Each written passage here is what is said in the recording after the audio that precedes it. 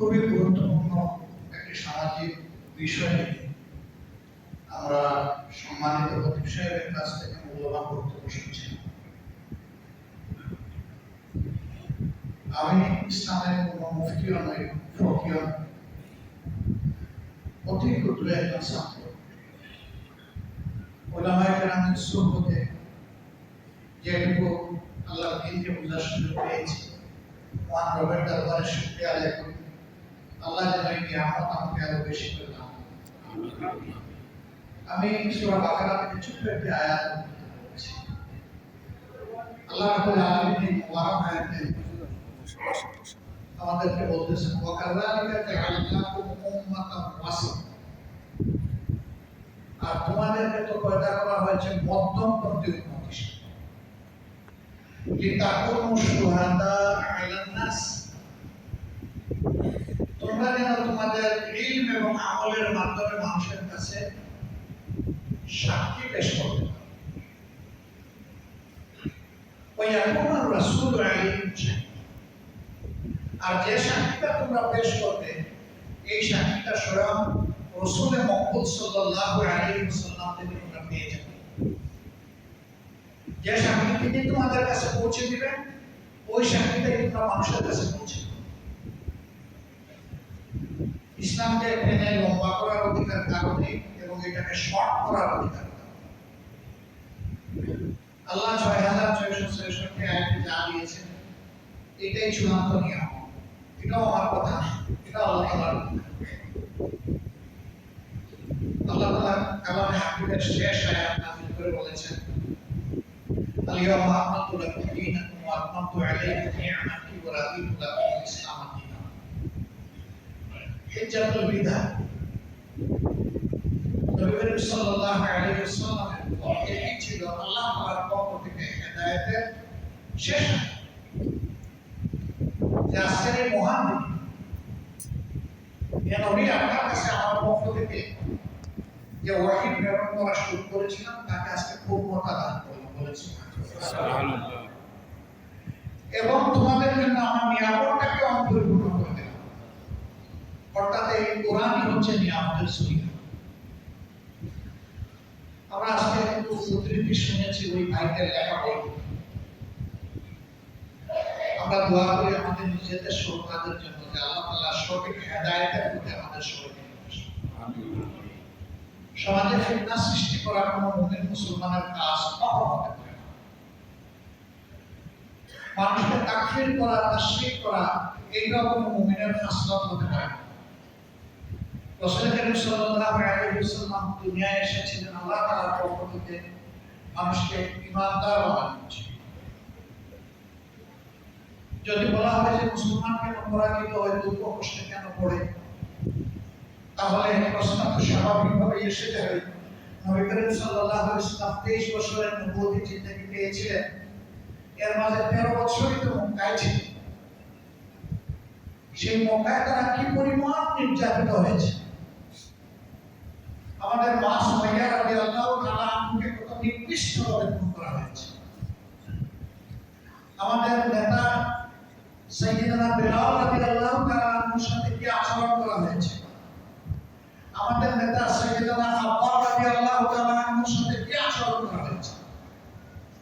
এখন যদি কিছু সংখ্যক লোক বলে যে যেহেতু তারা তখন বাতিলের বা সেই সমাজের মুশরিকদের উপরে বিজয়ী হতে পারে নাই, প্রতিবাদ করতে পারে নাই, তারাও মুশরিক, কারণ আল্লাহ তাদের সেই সময় অভিভাবক ছিলেন না। নাউজুবিল্লাহ। এই সমস্ত আল্লাহর অলিগুণের বান্দাগণের পায়ের তলার একটা ধুলার জন্য আমাদের কারো জীবনে আল্লাহ তাআলার পক্ষ থেকে বিপদ আপদ মুসিবত আসে, সেই ব্যাপারে খতিব সাহেব কথা বলেছেন। আল্লাহ পরীক্ষা, ক্রমাগত পরীক্ষার মধ্য দিয়ে মুমিনদের মান মর্যাদা বাড়াতে চান। এই জন্য যে মুমিনকে যতটা আল্লাহ তাআলা উপরে নিয়ে যেতে চান, তার উপর আল্লাহ তাআলা তত বড় পরীক্ষা। এর বাস্তব নমুনা হচ্ছে আমাদের রুহানি আব্বা হযরত ইব্রাহিম আলাইহিস সালাম। তার জীবনে একের পর এক কত বড় বড় পরীক্ষা এসেছে। আগুনের পরীক্ষা, নিজের সন্তান কুরবানির পরীক্ষা, দেশ থেকে হিজরত করার পরীক্ষা, নাগরিকত্ব ত্যাগ করার পরীক্ষা, বাবার বোর্ডের সম্পত্তির দিকে ফিরে না তাকানোর পরীক্ষা। এবং হকের দাওয়াতের উপর নিজেকে মজবুত রাখা। আল্লাহ তাআলা তাকে সাহায্য করেছিলেন, সব পরীক্ষায় পাস। এই জন্য আল্লাহ তাআলার পক্ষ থেকে তাম জিন্দেগির সমস্ত মুমিনদেরকে কিয়ামতের আগ পর্যন্ত যারা আসবে আল্লাহ তাআলা জানাই দিলেন তিনি তোমাদের পিতা। মিল্লাতে আবিকুম ইব্রাহিম ওয়া সাম্মাকুম। এই তিলে তিলে পরীক্ষার মাধ্যমে আল্লাহ তাআলার কাছে থাকবে না, তিনি দায়মন। তারপর ধরেই আমরা শুরু করছি মুহাম্মদ রাসূলুল্লাহ সাল্লাল্লাহু আলাইহি ওয়াসাল্লাম তারই বংশে নিয়ে হযরত ইসমাঈল আলাইহিস সালামের বংশে নিয়ে আমরা সবার কাছে বিনয়ের সাথে অনুরোধ করব, আসুন নিজেকে ভালোবাসি, আল্লাহকে ভালোবাসি, দেশের মানুষকে ভালোবাসি।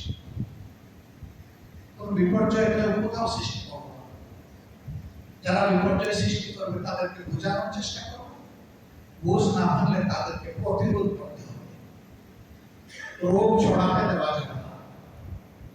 সে রোগ যদি আমিও ছড়াই, আমাকে বোঝানোর চেষ্টা করবে, এরপরে না হলে আমাকে প্রতিরোধ করা হবে। আমার আশেপাশের লোক যারা আছেন তাদের দায়িত্ব। আল্লাহ তাআলা এই হক বোঝার তৌফিক আমাদেরকে দান করুন।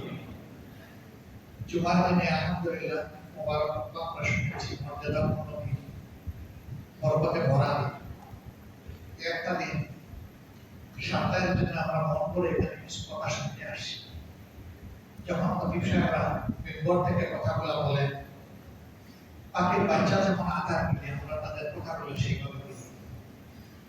কারণ আগামী একটা সন্তান আল্লাহ যদি আমাদেরকে হায়াত দেন, তাহলে এখান থেকে আমরা ভাবি পুরা নিয়ে যাই। আমাদের কল্পনা চাহবে, আমাদের বেটারের চাপ ছিল আল্লাহ তাআলা এই কথা জারি রাখেন কিয়ামত পর্যন্ত। এই কথাগুলো ওনাদের নিজেদের উপকার আছে কি আমাদের বেশি উপকার।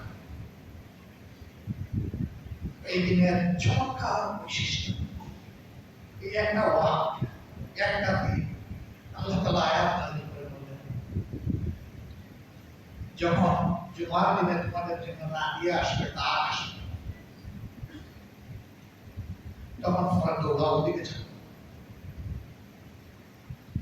আসলে ওইটা জিকির না, দৌড়াও তোমরা আল্লাহর জিকিরের দিকে, অর্থাৎ নামাজের দিকে, মসজিদের দিকে। অন্য দিনে এই সময় তো জোরের নামাজ, আমরা তো 4 রাকাত নামাজ পড়ি এই সময়, তাই না? আজকে কয় রাকাত? অন্য দিনে কি খুতবা আছে এই সময়? কিন্তু আজকে কয়টা খুতবা আছে? আলহামদুলিল্লাহ। অন্য দিন খুতবা নাই, এই দিন খুতবা আছে। অন্য দিন 4 রাকাত, এই দিন 2 রাকাত। অন্য দিনের ব্যাপারে আলাদাভাবে গুরুত্ব দিয়ে আল্লাহ বলেন নাই, এদিন বলছে।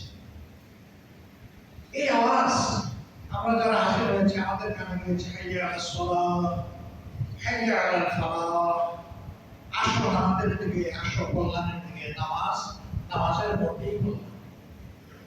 এই আওয়াজ শোনার পরে কিছু লোক এরপরে বাকি থেকে যায়, আসে না, হাঁটাহাঁটি করে, দোকানদারি করে, ঘরের মধ্যে চলাফেরা করে। তারা তো মানুষ, এমনকি তাদের অনেকের নাম আব্দুর রহমান, আব্দুল সাত্তার, আব্দুল গফুর। তারা আসে না। এই যারা আসলো আর যারা আসলো না, তাদের উভয়ের পর্যায়ে তাকে সমান হবে তার কথা।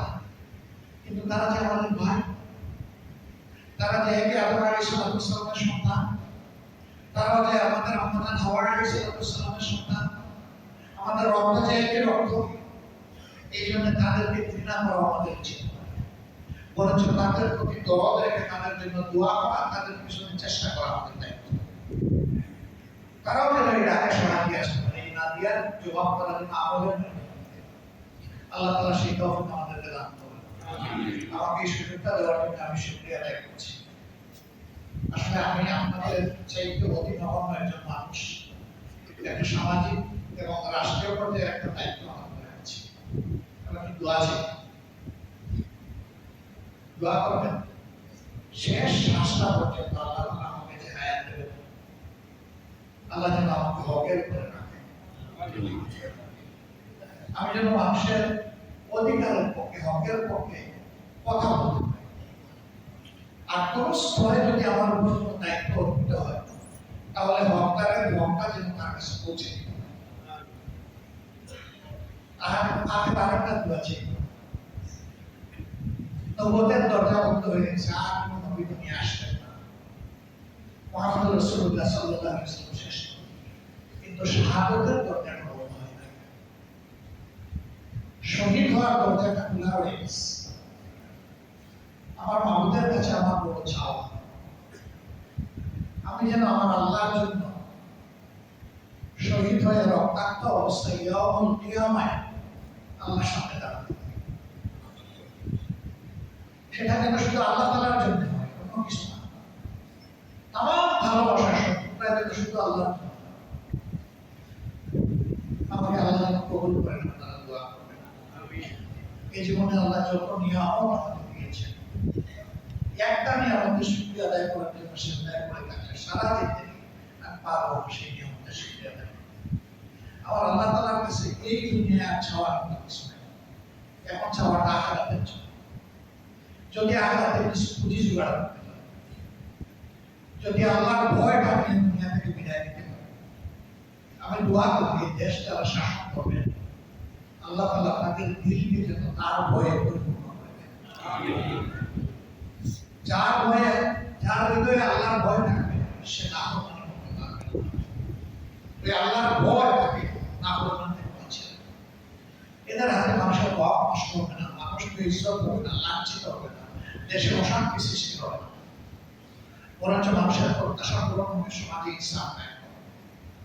আল্লাহ আমাদেরকে মেহেরবানি করে ইসলামের একটা দেশ দান করুন। আমরা যেন মরার আগে প্রশান্ত চিত্ত নিয়ে সেই দেশটা দেখতে পারি, তাও আল্লাহর কাছে কোনো বায়না হবে। আল্লাহ যদি মেহেরবানি করে এই নিয়ামতটা দান করেন আলহামদুলিল্লাহ, আর যদি আমাদের ইন্তেকালের পরেও দেন তাও আলহামদুলিল্লাহ। আল্লাহ তাআলা আমাদের হায়াতে, সিহাতে, ইজ্জতে, ইলমে, রিজকে আল্লাহ তাআলা অপূর্ণ বারাকাত দান করুন। আসসালামু আলাইকুম।